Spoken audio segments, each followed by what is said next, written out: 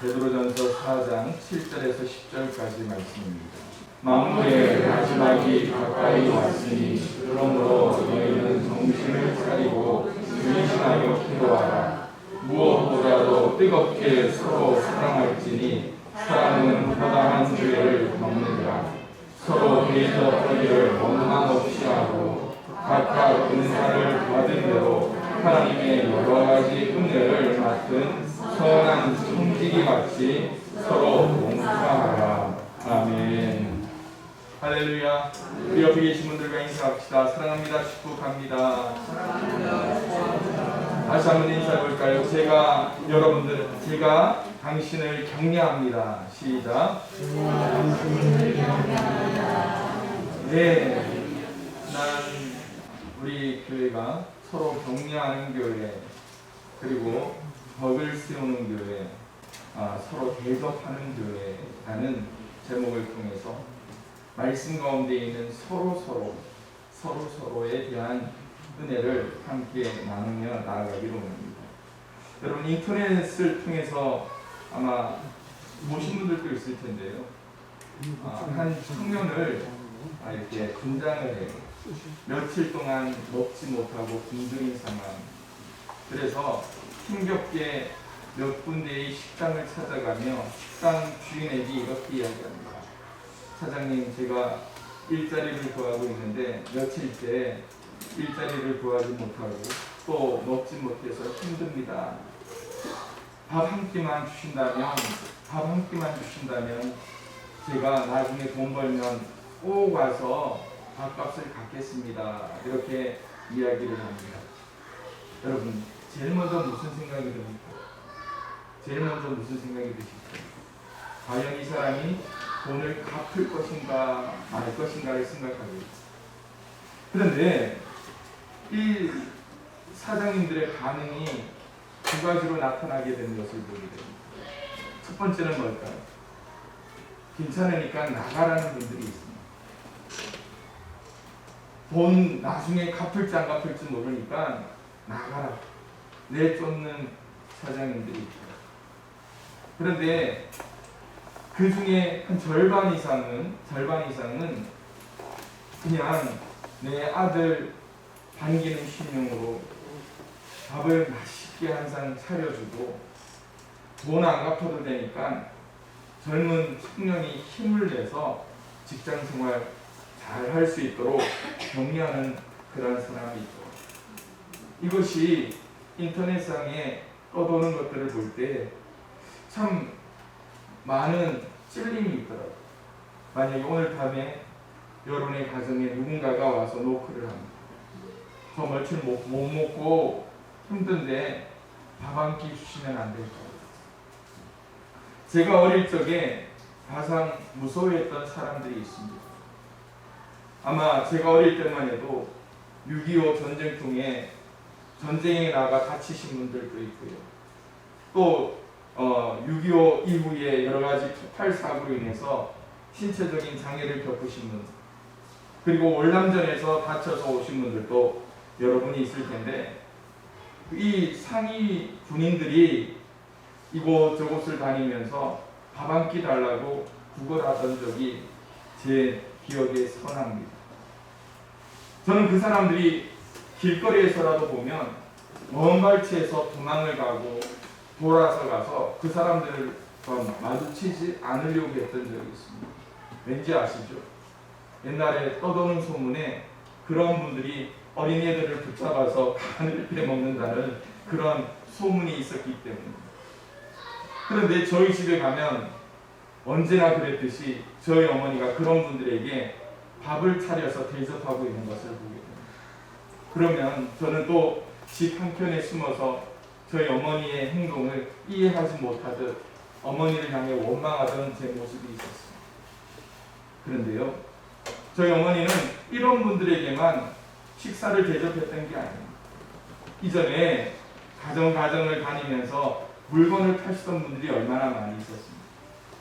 미역 장사, 젓갈 장사, 그리고 비단 장사들이 와서 물건을 팔러 오면 저희 어머니는 물건을 사주지는 않더라도 그저 그분들이 밥대가 되어서 밥을 못 드실까봐 식사를 먼저 대접하는 경우를 보여요.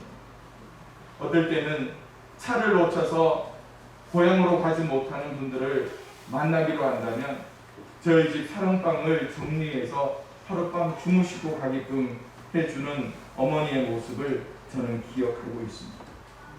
어쩌면 남을 대접한다는 것이 어떤 것인가를 지금 이 순간 제가 드렸던 이 말씀으로만, 예로만으로도 오늘 말씀을 마무리할 수 있습니다. 그러나 세상의 원리는 그렇지가 않더라고요. 세상 사람들이 사용하는 이 대접하는 방법은 그저 이 사람을 격려하기 위한 방법의 대접이 아니더라고요. 세상의 원리는요, 내가 주기 때문에 이 사람을 통하여서 뭘 해야 됩니까? 받아야 한다라는 것이죠. 그래서 물건을 팔기 위해 사람들을 불러다가 뭔가를 먹입니다. 그리고 뭔가를 줍니다. 그래서 이것을 우리는 대접이라고 하지 않고 이것을 뭐라고 이야기합니까? 접대라고 합니다. 세상의 원리는 접대의 원리입니다. 그러나 성경에서는 다른 것을 이야기하죠. 왜냐하면 그리스도인들은 서로 채워주기 위해서 대접해야 한다라고 말씀하고 있습니다. 그것은 받은 사람에게 유익이 되고, 이 대접이라는 것이요, 받은 사람의 필요를 위한 행위라는 것이요, 이것이 누구에게서 나타납니까? 바로 예수님께서 우리에게 보여주신 섬김의 도라고 말씀하고 있습니다. 그래서 성경은 로마서 12장 10절과 13절에 이렇게 이야기합니다. 형제를 사랑하여 서로 우애하고 존경하기를 서로 먼저 하며, 13절 함께 읽어볼까요? 시작. 성도들의 쓸 것을 공급하며 서로 손 대접하기를 힘쓰라. 할렐루야. 교회의 지도자들, 성도들 한 사람 한 사람에게 말씀하고 있는 것이 바로 이거예요. 사랑 안에서 성숙함이 어떻게 나타나야 되는가? 바로 상대방을 존중하고 상대방을 격려하고 그 필요를 공급함으로 드러나야 할 신앙의 모습이 바로 이 대접하는 손길이라는 거예요. 이처럼 우리는 과연 하나님의 말씀대로 내 형제와 자매들을 위해, 믿음의 성도들을 위해 우리가 대접하고 있는 것. 남을 향할 때 대접해서 이 계산해서는 안 되는 것. 그렇다면 대접이라는 게 어떤 의미가 있을까? 여러 개의 사전을 찾아보니까 다양한 의미가 있더라고요. 인터넷 사전에 찾아보니까 음식을 차려 손님을 모신다는 뜻도 있더라고요. 그러나 다른 사전에 보니까 낯선 사람이라도 즐겁게 맞이하고 손님을 좋아하고 대접하기를 하는 행위를 바로 대접한다.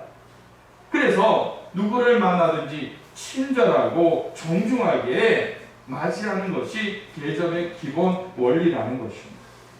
성경에 보니까 이런 대접하는 방법이 있더라고요. 손님이 오면 맞이합니다. 그리고 그들과 대화를 나누게 되죠.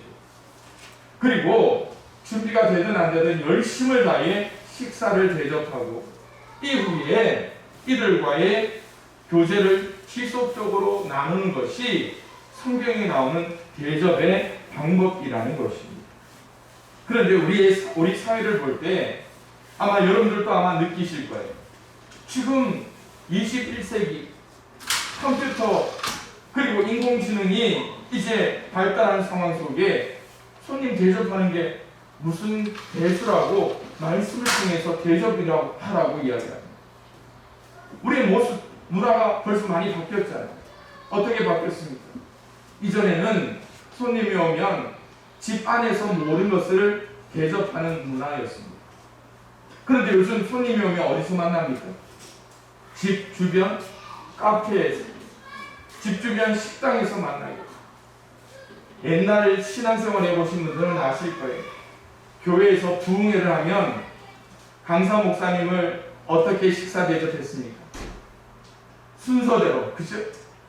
근데 서로 내가 언제 식사를 대접하겠다 해서 집에서 식사를 준비합니다.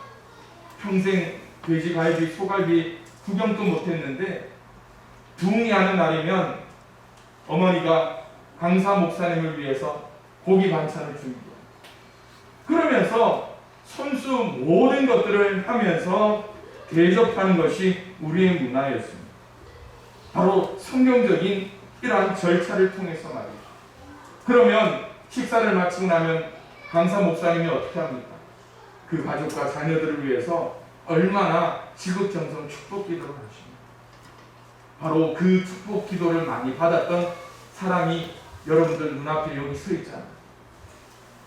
그런데 이 원리가 창세기 18장에 보면 아브라함의 모습을 통해서 드러납니다. 여호와께서 마므레의 상수의 나무들 있는 곳에서 아브라함에게 나타나시니라. 눈을 들어본즉 사람 셋이 맞은편에 서 있는지라. 그랬더니 어떻게 합니까? 아브라함이 가서 그들을 장막문에서 달려나가 영접하며 몸을 땅에 굽혀 내 주여 내가 주께 은혜를 입었사오며 원하건대 종을 떠나가지 마시옵소서. 물을 조금 가져와서 그들의 발을 씻깁니다. 그리고 어떻게 합니까?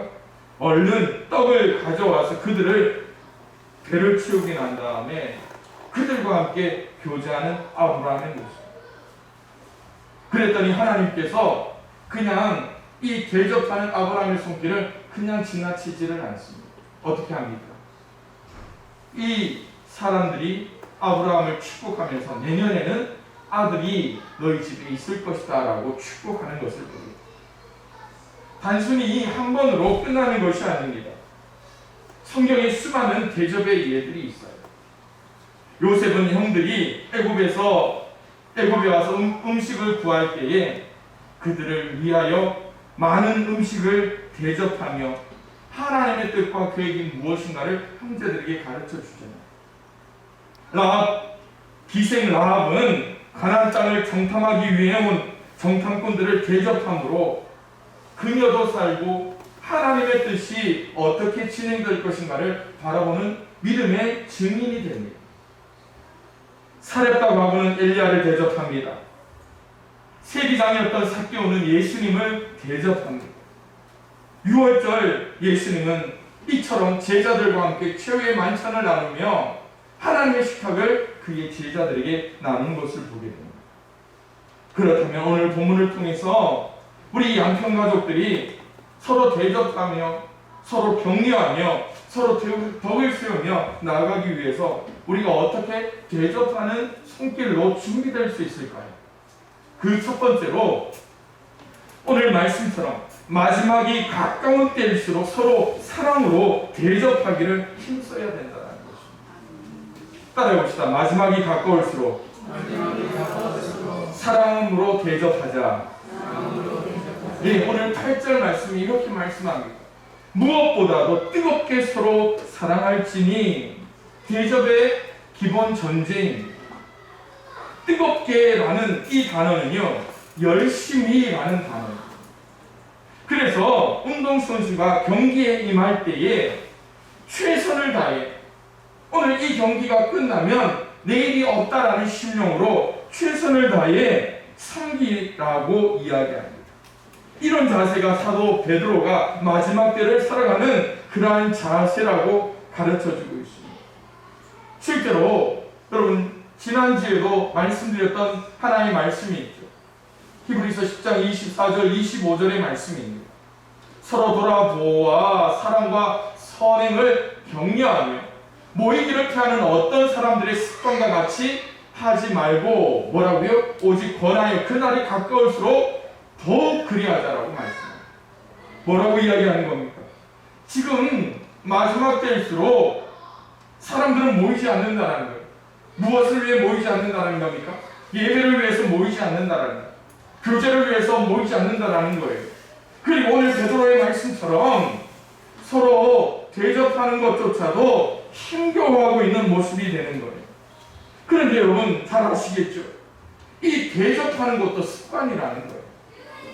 대접하는 것도 우리의 삶의 방식이라는 거예요. 이처럼 모이지 않는 것도 습관이 되어버린 시대예요. 코로나 핑계로 교회에 나오지 않아도 된다는 마음이 우리 가운데 있잖아요. 코로나를 핑계로 이제 하나님 앞에 헌신하지 않아도 된다는 거예요. 그게 습관처럼 되어져 버린 시대에 남을 위한 대접도 이제 서로 귀찮아하는 시대가 되었다는 겁니다. 그런데 여러분, 오늘 하나님은 이런 우리의 모습을 통해 다시 신앙의 기본기를 말씀하고 있습니다. 뭘 이야기하고 있습니까? 앞서 우리가 본 말씀대로 무엇보다도 뜨겁게 서로 무엇하라고요? 사랑하라. 이게 베드로의 말씀만 있는 것이 아니죠.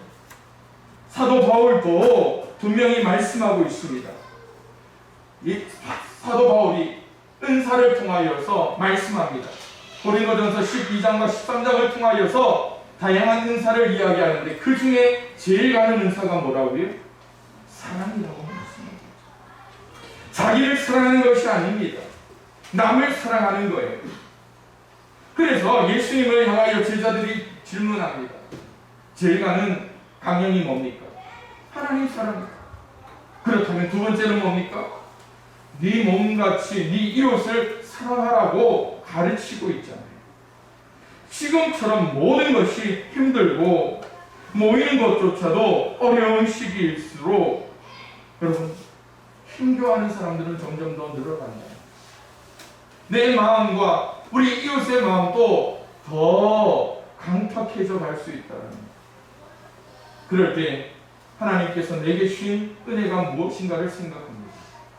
그리고 그 은혜를 통하여서 남을 나보다 더 낮게 여기며 모든 것들을 주께 행하듯 대접함으로 신앙의 성숙과 성도의 귀한 열매를 맺을 수 있는 저와 여러분들이 될 수 있기를 주님의 이름으로 축원을 드립니다. 두 번째로요, 서로 대접하기를 원망 없이 해야 한다는 거예요. 대접하고 나서도 나중에 후회하지 않아야 한다는 것을 우리에게 말씀하고 있죠. 서로 대접한다는 말을 성경을 찾아보면 단순히 대접하는 것이 아니라 나그네를 대접하듯이 대접하라고 있어요. 나그네를 대접한다는 것이 이스라엘 사회에 어떻게 적용되는지 여러분들 잘 아실 거예요. 이스라엘 백성들이 나그네 되었던 것을 기억하며 하나님께서 아예 율법을 통하여서 나그네를 어떻게 하라고요? 대접하라고 성경은 가르치고 있습니다. 그런데 이것이 단순히 끝나는 것이 아니에요. 디모데전서 3장 2절에는 감독에게, 교회 지도자들에게 이렇게 말씀합니다. 그러므로 감독은 책망할 것이 없으며 한 아내의 남편이 되며 절제하며 신중하며 단정하며 무엇하라고요? 나그네를 대접하며 가르치기를 잘하라 라고 말합니다. 이게 남 대접하는 것이 그냥 단순히 남에게 잘하는 것 그 이상으로 하나님께서 지켜보고 있다는 것 아닙니다. 디도서 1장 8절에도 마찬가지입니다. 뭐라고요? 오직 나그네를 대접하며 라고 우리에게 지적하고 있습니다. 그런데 사도 베드로는 오늘 우리에게 더 강력하게 말씀합니다. 뭐라고요? 원망 없이 대접하라고 이야기합니다. 초대교회 당시를 한번 생각해 보십시오. 일반인들을 위한 편의시설이 없었습니다. 나그네 길을 떠난 여행객들이 거할 숙박시설도 거의 없었습니다. 있다 하더라도 너무나 빈약했던 것을 보게 됩니다. 그런데 이 당시에 집을 떠나야만 했던 사람들이 과연 누구일까요? 베드로서를 쓰는 이 당시에는요, 예수 믿는다는 이유로 핍박받아서 집을 떠나야만 했던 사람들이 참 많이 있었다라는 것이죠. 그리스도인이라는 이유만으로 박해를 받는 상황에서 그리스도인들이 나그네처럼 이리 다니고 저리 쫓겨 다녀야 하는 상황이었습니다. 그러면서 그들은 어떻게 할까요? 단순히 도망만 쳤을까요? 아닙니다. 그들은 복음을 위해 고난받으며 가는 곳곳마다 복음을 증거하는 사명을 감당했다라는 거예요. 그러기에 오늘 사도 베드로는 그리스도인들에게 이런 사람들을 어떻게 하라고요? 후하게 대접하라고 이야기합니다. 원망 없이 대접하라는 것입니다.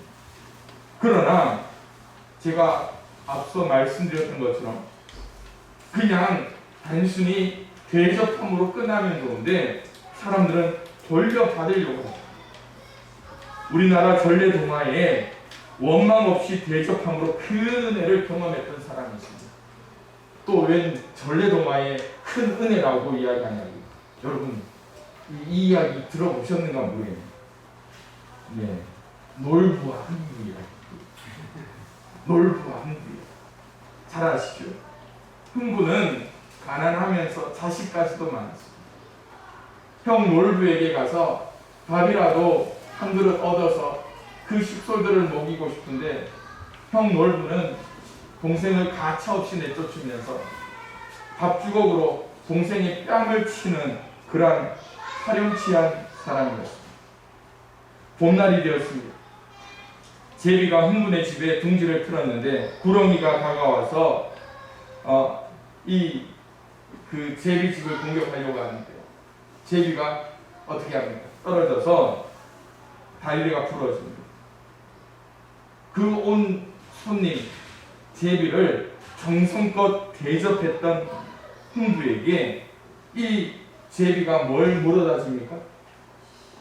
예? 성경은 안 읽어도 동화책은 읽으셨나요? 박씨를 물어다 줍니다. 박씨를 신고 갖고 왔더니 여기저기 박이 주렁주렁 열렸습니다. 이제 박을 타봅니다.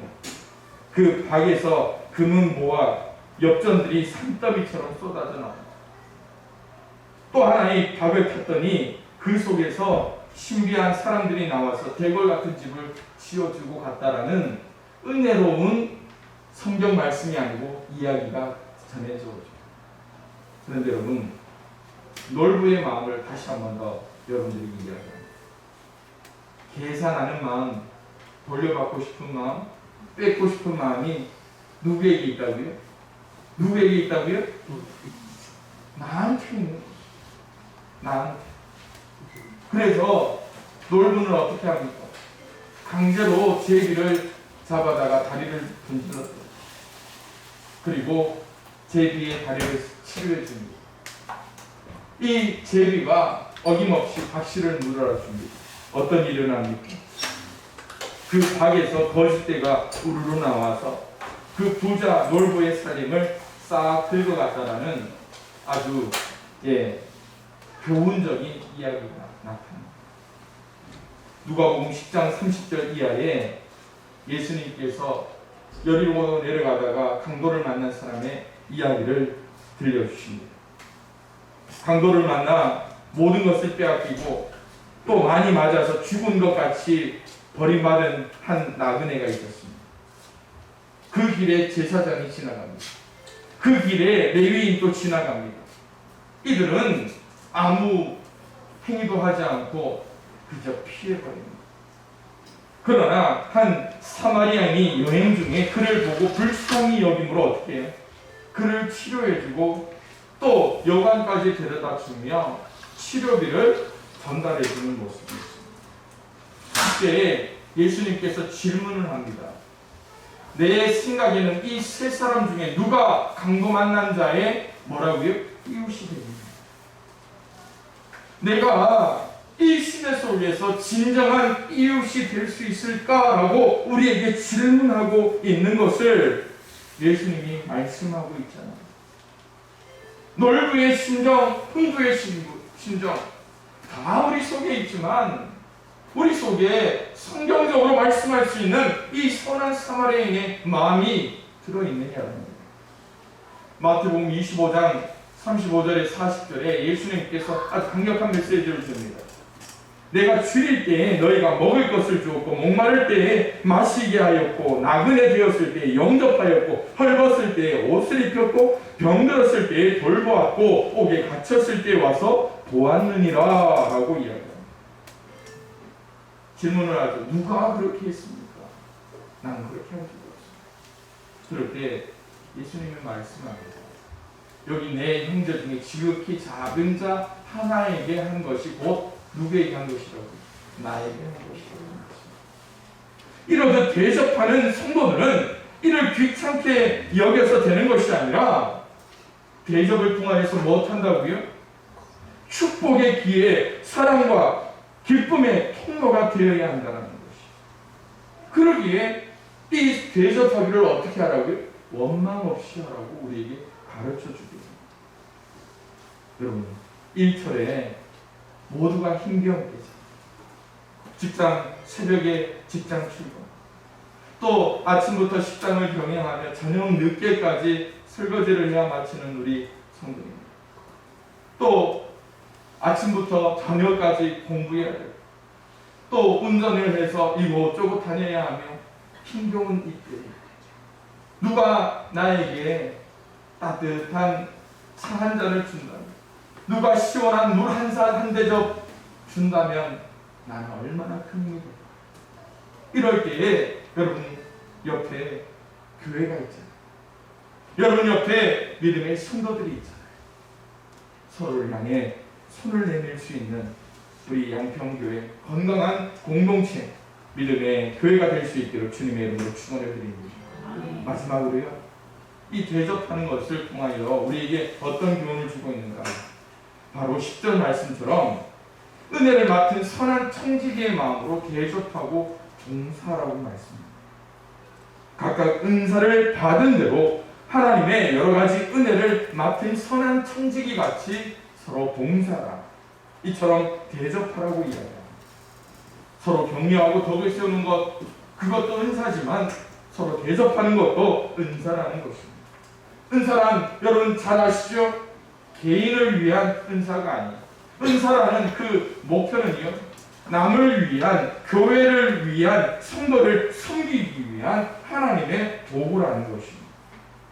마태복음 14장에 예수님 앞에 수많은 사람들이 서 있었습니다. 그때 예수님께서 이 모인 자들에게 먹을 것을 주라고 이야기합니다.